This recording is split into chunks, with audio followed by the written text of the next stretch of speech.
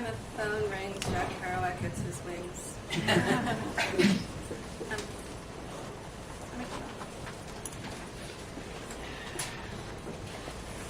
So we're going to do like a quick Q&A.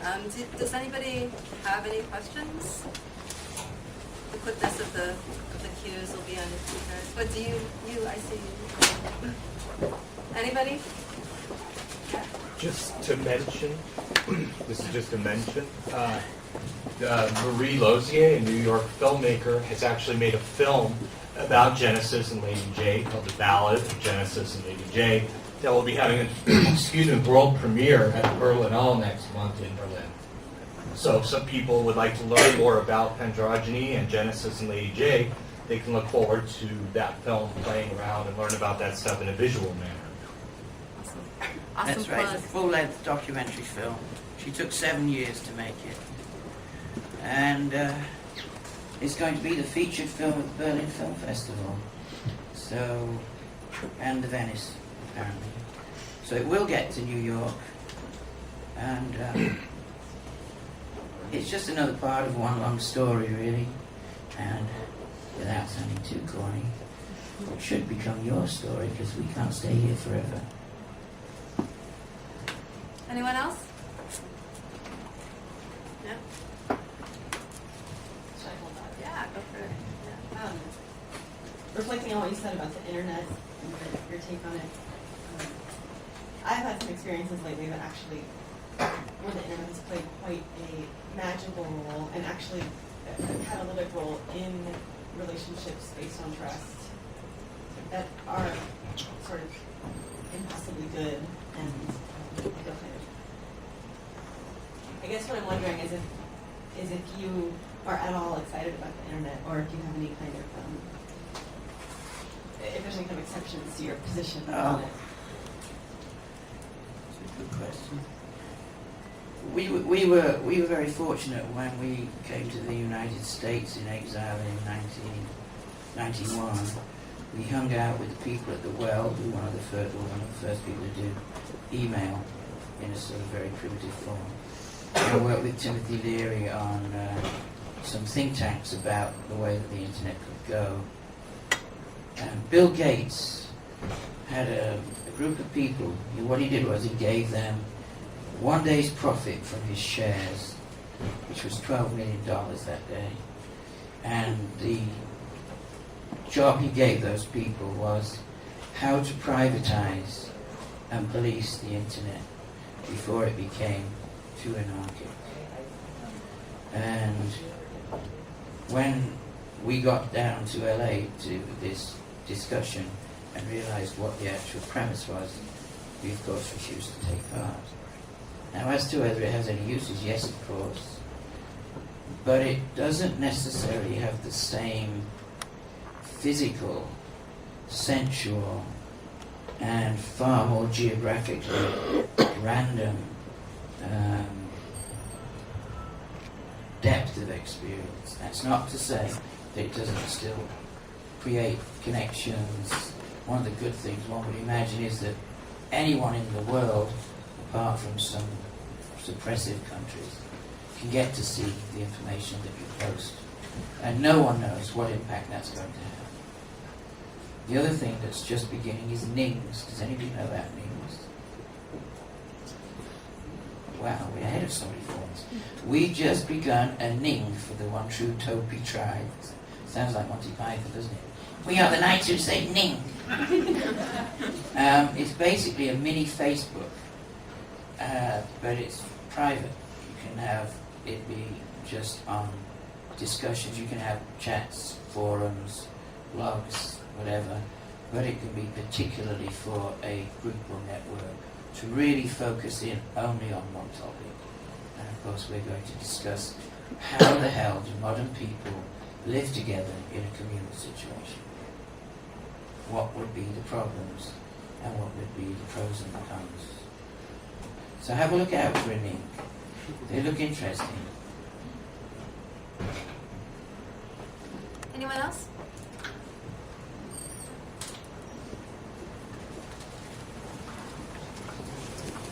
I'm sorry. Thank you. Thank you so much for reading what you wrote yesterday. That's wonderful. Thanks. So my question is just to build off the point brought up about the internet. I've done a little dabbling in the internet, not much. But from what I've noticed, online chat rooms, Facebook, different social profiling networks, whatever, do seem to encourage some sort of schizophrenia in people. It really encourages people to create not like a bodily change, but definitely an avatar that is unlike their flesh and being in any way.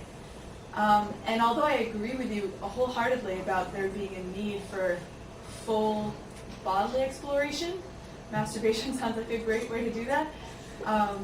I do find that the internet has great potential for creating a launching pad or a schism or a breaking point for many people who currently seem to be quite addicted to it.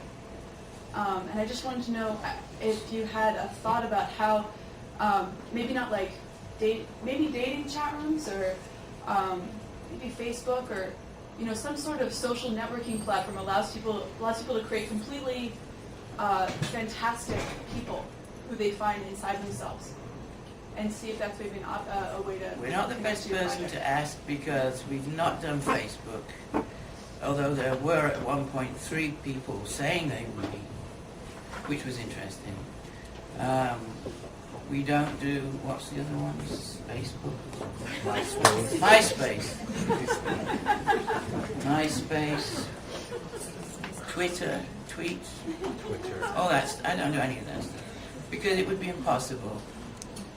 Every time we go online just to try and do email, people's names pop up in little boxes. Can I be your friend? Can I chat to you? And if we chatted to every one of them, first of all, they'd never be satisfied. They'd always want to get more and more. We would never work. So we can't even do it if we wanted to. So we have avatars, but they're alive and breathing.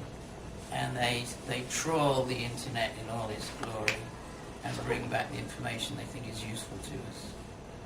And that way it's anonymous. Just one of those weird things of being a minor celebrity in a big pond. But we'll see. I mean, there's all these kids now who they don't know anything else. They've grown up assuming everything can be free. They've never had to pay for music if they didn't feel like it. They don't realize how many bands have stopped making music or have stopped bothering to try. They don't realize how many people have given up the idea of making art because there's no way to survive because of download.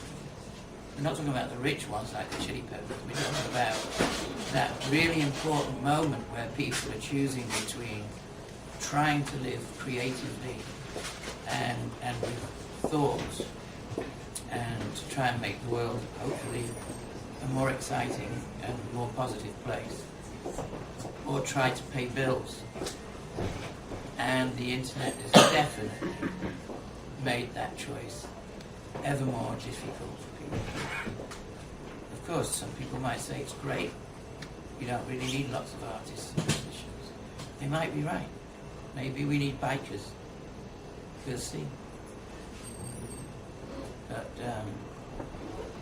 we'll remain skeptical until it's proven to us that it's really preferable to lying in bed under a wolfskin rug, holding somebody in your arms, and knowing that they really care for you. I'd rather have that than any other time, personally. I actually have one quick question. I think my shopping to do yet. Oh, no. What was there? It's easy. I saw an interview with you online. I think it was with Metzger. Was it Metzger, maybe? Richard, yeah, he often does that. And you mentioned that when you met Brian Geisen, one of the first things that Brian asked you was to know your true name. And this is a question for Christopher. How did you decide on Christopher? Actually, we want to ask that too. So Yeah. Your soft spoken. I don't have that, so it's finally it's an aesthetic disposition. It came to me, I was Awesome. That seemed like a good reason to me. I like that reason too. Lots of things. Conscious mind is out of the way again, And wine is truth. quite often. But be careful, Jack Kerouac notes. That's true. That was awful. Yeah. So if anybody, just, if we have no more questions, then if, anybody would like to get books signed by either of our lovely authors, you could just, we'll be right at the information desk right there in back. Copies are available for sale in the front of the store if you haven't already purchased one. And that's it. Thank you for coming, and it's been a great night and a great crowd.